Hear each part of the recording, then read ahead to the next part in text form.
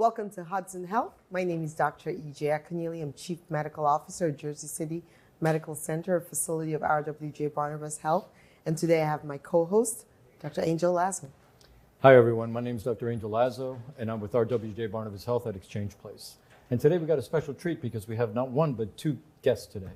I know. Two cardiology guests, Dr. Kothari and actually Dr. Katz. Very exciting. Dr. Kothari and Dr. Katz are some of our newest cardiologists.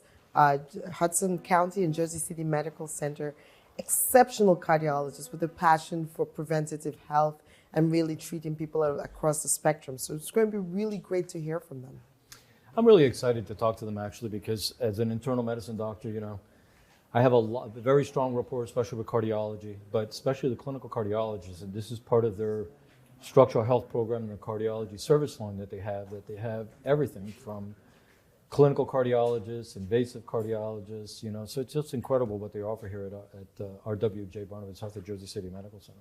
So while as an emergency physician, I often see people too late for preventative, we're very excited that we have this access for our cardiologists. Really will talk to us about everything from prevention to modifiable risk factors to genetic factors and testing that they have. I'm really excited to see what both of them have to offer. And as clinical cardiologists, Yes. They speak our language. So Yes. They're going to talk about young patients, what they should worry about with cardiology perspective. So without any further ado, let's bring them on board and let's talk to them. We'll be right back. No one plans on heart disease, but everyone should have a plan for it. We help patients of all lifestyles and medical histories plan for healthy hearts. We offer convenient screenings without judgment, hundreds of preventive programs, and women's heart specialists. And we're the largest cardiac surgery program in New Jersey. Make plans for a healthy heart with RWJBarnabas Health. Let's be healthy together. Hi, everyone, and welcome back to Hudson Health. My name is Dr. Angel Lazo, and I'm with RWJBarnabas Health at Exchange Place. And I'm here with my co-host, Dr. Akunyili. Hello, I'm Dr. Akunyili. I'm Chief Medical Officer at Jersey City Medical Center, a facility of RWJBarnabas Health. And today we have with us Dr. Marc, a cardiologist. I'm very excited to have you. Welcome. Can you tell us more about yourself? Yeah, thank you for having me. My name is Dr. Marc Katz. I'm a non-invasive cardiologist at Jersey City Medical Center. I have offices in Hoboken and Bayonne. I have partners in interventional cardiology, and I work closely with my colleagues in electrophysiology, heart failure, and other vascular surgeons, cardiothoracic surgeons. I often see patients for preventative cardiology to hopefully keep them out of my office, and also for routine cardiac issues, including heart failure, abnormal heart rhythms, high cholesterol, high blood pressure. And on the side, I also like to create educational YouTube videos for my patients so that they can extend the time that we have in the office to get a little bit more information or revisit what we talked about. Excellent. So explain to me a little bit like what does a clinical cardiologist do? In other words, it's a little bit different than interventional cardiologists. Clinical cardiology, to me, is a little bit more of what we do, so the bridge that between, the patients needing the procedure, what kind of diseases, what do you typically deal with? Certainly. A lot of my patients are being seen for kind of routine issues where a primary care physician or an internist sent them for an expert opinion on chest pain, palpitations, high blood pressure management. And a lot of my patients are those who have already had heart surgery, valve issues, abnormal heart rhythms like atrial fibrillation. And although my friends jokingly will say that I, quote unquote, don't do anything, but I will be the person who manages patients before a procedure or surgery, or will call in my even more specialized colleagues to help us better care for our patient, and then also follow them after those procedures and surgeries. It's fantastic. And you talk about patients. I know you take care of a lot of young patients. What are the common risk factors for heart disease in young people? I think the risk factors for heart disease in young people are the same for adults. Those who have inherited things that we cannot change, like our genetic predisposition to developing certain conditions, if you have a strong family history of certain conditions, as well as modifiable risk factors that your doctors probably yelled at you before about. Things like if you smoke, how sedentary or active you are, the type of diet that you eat, including the various foods that you have, how much saturated fat or how much sodium you're having in patients who have high blood pressure, for instance. So a lot of the conditions that might affect young individuals are the same that we'll talk about with our adult patients.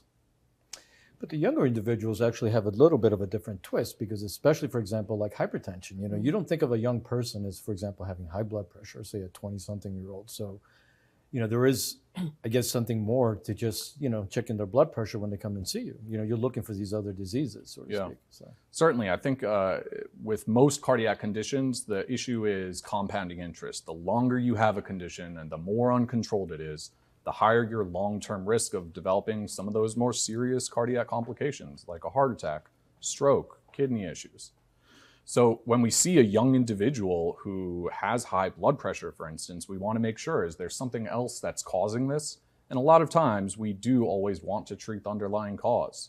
I know it's not as simple as a doctor telling someone to lose weight or eat right, but sometimes treating those underlying issues or habits can sometimes make a dramatic improvement in things like your blood pressure control.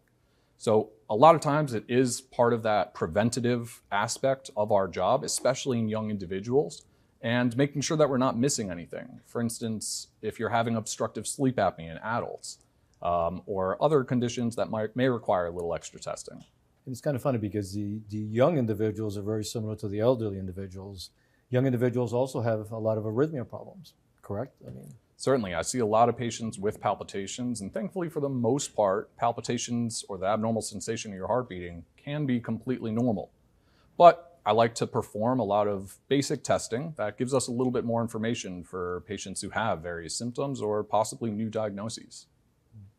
Well, let's step back to the patient who doesn't even, I'm an emergency room doctor, so I see many patients that never seen any other doctor, never had a screening. So what kind of screening test would you give someone who thinks, I'm healthy, I don't really need to see a doctor, I don't need to see a cardiologist, that's something my father would do. What kind of screening test would you offer people that don't have any access to healthcare, really? That's a great question, and all adults, whether you're 18 years old or 65 years old, should at least be screened for high blood pressure and high cholesterol. A lot of the issues with cardiac conditions is that they're silent. They don't have any explicit symptoms. Someone can have high blood pressure, have high cholesterol, and it can be simmering over time and waiting to manifest over many years. So every adult should be screened for high blood pressure, whether it's at the clinic or some type of medical setting, as well as getting basic blood work to make sure that we're not missing anything obvious like inherited high cholesterol levels. Yeah, we're going to take a quick break and we're going to be right back because I do want to go into some of the diagnostic testing, because again, this is really your bread and butter, so to speak, and I want to get back. So we'll be right back. Burns Brothers Memorials, Monuments, and Markers, 787 Tunley Avenue, Jersey City. Hudson County's only monument maker, serving all faiths and cemeteries. Design, studio, and large inventory on site. Cemetery inscriptions and custom orders welcome. Burns Brothers Memorials, Monuments, and Markers, 787 Tunley Avenue, just south of Secaucus Road. Craftsmanship that will last for all eternity. Burns Brothers, Jersey City, Albert H. Hopper, North Arlington. Visit us on the net. Hi, everyone, and welcome back to Hudson Health. My name is Dr. Angel Lazo. I'm with RWJBarnabas Health at Exchange Place, and I'm here today with my co-host, Dr. Akunyili. Hi, everyone. I'm Dr. E.J. Akunyili. I'm Chief Medical Officer at Jersey City Medical Center, a facility of RWJBarnabas Health, and we're here today with Dr. Marc. Welcome back. Thank you for having me. Yeah, so tell us more about these preventive screening tests, especially for younger individuals, not just the older, but the younger screening tests. Yeah. Certainly. So some of the basic ones are, again, checking to see if you have high blood pressure and some basic blood work to look for cholesterol and other basic blood work. And what about things like, for example, in a young patient, do you do an EKG? Do you order a stress test? Echo? Talk to us a little bit about that. Yeah. Certainly, I think it's reasonable to always get a EKG on patients, especially if they're having symptoms, to try and figure out if there's something going on beneath the surface. For the most part within cardiology, I try not to order more tests than are needed. I don't want to order an unnecessary test that leads to another unnecessary test and leads us down that spiral. So in the appropriate patients, symptoms often can lead the way on what we order. It's hard to give a specific example of what we always do, but some of the most common tests that we use are an EKG, which is a surface electrical fingerprint of the heart, which gives us a snapshot in time. If we want to see an extended version of that, we can use any type of Holter monitor for a day or up to 2 weeks, and sometimes an implantable device that can stay there for up to 3 years. Another version of a test that looks at how the heart is squeezing, relaxing, and valves opening and closing is an echocardiogram or an ultrasound of the heart, which gives us a little bit more detail than what the surface EKG or electrocardiogram gives. And in the right patients, sometimes we do need to perform some type of physiologic stress testing, where we get your heart rate up to see if your heart is able to keep up with the metabolic demands of your body, to evaluate for a variety of abnormal heart rhythms, or if there's a serious blockage in the arteries of the heart. Very interesting, very interesting. So let's delve into EKG, because I get this question asked a lot. You know, what exactly is an EKG? Yes, it records the electrical impulses of your heart, but what do you see? What is the power of the EKG? An EKG is a good snapshot in time. It tells us what's going on right now. So in the right setting, it can give us a baseline to understand, do you maybe have a sign or a clue that maybe you have underlying high blood pressure? We can see certain clues with that. Can make sure that we're in the right rhythm or a normal sinus rhythm. And in certain emergent conditions, we can find out, are you having some dangerous or life-threatening condition right this second? So I think the EKG is a good segue to heart palpitation. One of the most common things people go to a primary care doctor, to the emergency rooms. I'm having palpitations. Tell us, what does that mean in a generic sense? And what would you advise somebody having heart palpitations, and who should they see in addition to seeing their primary care doctor or instead of? Certainly. I'm always happy to see patients for palpitations, which are the abnormal sensation of your heart beating. I'd say the strong majority of the time, it is your normal heartbeat, and there's nothing crazy abnormal going on. But before I say that everything looks hunky-dory, I like to at least get a few extra tests, like a Holter to see what's going on when you're feeling those symptoms, an echo to make sure there's no primary cardiac issue happening that we can't see beneath the surface. And I think it's always reasonable that if a patient wants, or a primary care doctor wants help in trying to find out what's going on, that they see a cardiologist. As a cardiologist, I'm always happy to blame it just on anxiety or stress. Certainly, if it's happening certainly if your anxiety or stress is so poorly controlled that you're seeing a cardiologist, it's important that we address it. But I'm also always relieved when we don't find anything abnormal beneath the surface. So can you detect, say, coronary artery disease, say, with an ultrasound, with an echo? Yes and no. We can perform an exercise stress test and couple it with an echo, so we can look to see if there's abnormal wall motion on the echo when you're after you're exercising. But an echo is just like an EKG, where it's a snapshot in time. If you see that there's abnormal wall motion on an echo, it might mean that there's already been damage to the heart. If there's narrowing causing your symptoms, then we might not see abnormalities on a baseline echo, just like we might not see abnormalities on an EKG. That's where that stress testing, or sometimes anatomical imaging, might be more useful to figure out what's going on. So this is really kind of like the importance really of the clinical cardiologist, because they really put all these different pieces together. You know, the interpretation of the EKG, because your EKG could be completely normal and you can have all the heart disease in the world, or you can have a really ugly looking EKG and yet you do not, so to speak. And then every modality kind of gives you a little bit of that picture, so to speak. But again, you still have to rely on the clinical information that the patient gives you, which I think is very unique to the clinical cardiologist, because you really get to sit there and listen to the story, know the medications, and then know when to go to the next step. If they need intervention, then you speak to your colleagues. If they need electrophysiology, then you speak to them. But it's just fabulous, everything that you guys do. It's very, very needed, because a lot of the cardiologists are becoming interventionalists, and there's no one to really practice the art anymore, so to speak. So it's really well, important. and we talk about access to care. It's important to have cardiologists like you in our community. And before we go, just 10 seconds, tell us about the Hoboken location and what opportunities we have for our community to come there and the care they can receive. Certainly. So the care that you get at our Hoboken office is going to be the same that you get anywhere at any of our locations, where you're able to see a cardiologist at almost little to no extra time needed to get in to see us. where we're able to order and do all the tests needed. Certainly, sometimes we don't have enough time, just like today, to go over all that information. So I certainly have more educational videos available on my YouTube channel at Marc Katz, MD. And I go into much more detail on topics like we discussed today, palpitations, high blood pressure, and other things that I believe my colleague will be discussing, like a coronary artery calcium score. Well, we're very happy to have you at RWJBarnabas Health, let me tell you. But thank you for coming, and we'll be right back. Newport, the luxury waterfront community on the Hudson River, offers a quality of life you deserve in one of our many high-rise towers. With amenities such as the on-site Newport Path, light rail, Newport Town Square, 3 playgrounds, dog run, upscale restaurants, retail giants like Kohl's, JCPenney, Macy's, and Target. Morton Williams and Acme Supermarket are just outside your front door. A health and fitness center, skating rink, and medical facilities are also on site. Enjoy the New York skyline from our waterfront and various parks. Manhattan is just one pass stop away, or a quick ride through the Holland Tunnel. Nursery and private elementary schools all on site.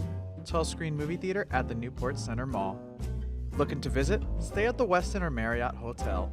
For more information, visit us at newportnj.com. Make lasting memories to cherish forever. It's incredible. It's you, Newport. Live like you want. Hi, everyone, and welcome back to Hudson Health. My name is Dr. Angel Lazo. I'm with RWJBarnabas Health at Exchange Place, and I'm here with my co-host, Dr. Akunyili. Welcome back. I'm Dr. E.J. Akunyili. I'm Chief Medical Officer at Jersey City Medical Center, a facility of RWJBarnabas Health.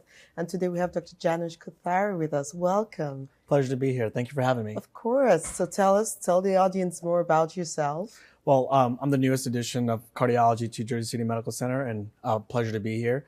I just recently finished my fellowship, and like I said, I'm enjoying my time here. Everybody's made it so hospitable, and I'm loving the team that I'm working with. And you're from Jersey City, yes, right? Yes, I am. Born and raised. Well, welcome home. So tell us, you're newest to this group. I know you have a real interest in preventative cardiology. So can you tell us more about your general interest in preventative cardiology? Well, I think preventive cardiology is an important field because the whole idea is to prevent that first heart attack and that stroke. And I think it goes a little bit beyond that because we obviously have patients that have already been afflicted with disease. So the idea is to prevent that second heart attack or that second stroke and sort of, do my part to reduce the healthcare costs and the burden of disease on these patients. Very interesting. And tell us a little bit more about some of the, say, preventive measures that you recommend to your patients, depending on their age group and the risk factors. So as you're saying, depending on the age group, there's a different variety of conditions that can be affected by them. When I have younger patients, taking a thorough history and performing a thorough physical exam and understanding what their family history is and putting them into categories of risk modifiers, depending on their genetics and things along those lines, kind of steer me in the right way. Understanding underlying conditions that patients already have. Have they had a prior heart attack? Have they had a prior stroke? And then if they're coming to my office with new symptoms, that helps me decide which testing or things that I need to get done as well. And then tell us a little bit also about, say, for example, a lot of the modalities, the EKG, the echocardiogram. How does that play with what you do, and especially your relationship with primary care? Because that's got to be very integral for you to be able to communicate these same diseases that we're both actually treating. Absolutely. So I think the beauty about primary care is that they play goalkeeper, right? And anytime the puck gets in, I get them in my office, And when the primary care has some challenges, try to figure out why a patient might be short of breath or why they might be having chest pain. That's kind of when my mental ticker starts going. Do I need to look for coronary disease? Does that even make sense in a younger patient versus a older patient? One thing that I do with preventive cardiology is looking at pre-test probability of disease versus the post-test probability of disease. We can't just willy-nilly order tests on everybody because the worst thing you can do in medicine is have a false positive, because when that happens, you send people down this, pathway of unnecessary testing. It increases the cost of healthcare. And what I think is even more important than that is a mental and physical burden on patients, letting them think that they have disease until we actually figure out that they don't have anything. So what of patients that have a genetic predisposition? What of that subset of patients? Do you find that out just by taking the history, and how do you decide what tests and what kind of common genetic illnesses do you see in your clinic? I think that's a great question. It's something that I spend actually quite a bit of time with the patients in the office. I think the first thing I need to let them know is that sometimes their conditions aren't in their control. I have some patients in the young quartiles that they have high blood pressure, cholesterol, and diabetes issues, but they assure me, Doc, I don't do drugs, I don't smoke, I don't alcohol in moderation, I eat right, I'm not overweight. Why can't I control this? And I think that's where I kind of bring in that idea that sometimes you have cards that you're dealt, and blame your parents or blame your grandparents, because genetics is something that you can't control. And that's what we consider to be a non-modifiable risk factors. So allowing patients to know what that means and understanding where they lie in that spectrum and sharing it with their healthcare providers like your primary care doctors and myself, it helps me appropriately risk stratify them. For example, if I have a patient whose father had an MI at 35 or a stroke at 35, that's unusual. And that significantly enhances their risk of developing premature disease. And I'm a lot more aggressive with that patient than I would be with somebody that doesn't have that kind of history. And then MI is a heart attack. Heart attack, right? Sorry about that, yes. No. And again, we read a lot of the recent data, a lot of the studies, and they talk about the standard of care, for example, the lipid, the high blood pressure, the weight, et cetera, et cetera. I'm sure that's the heart of basically what you do with a lot of your patients. Yeah, absolutely. Basic screening, like checking blood pressure, cholesterol levels, other risk modifiers like diabetes, getting a social history, that's incredibly important. Smoking is one of the biggest risk factors and contributors to cardiovascular disease. So getting a thorough history and physical is absolutely paramount in managing these patients. Yeah, a lot of patients don't realize, especially the past medical history, genetically, for example, premature coronary artery disease is probably one of the biggest risk factors. For example, I have that in my history. I got lucky, I got more of my mom's genes, but my brother got the short end of the stick and ended up actually with my dad's genes.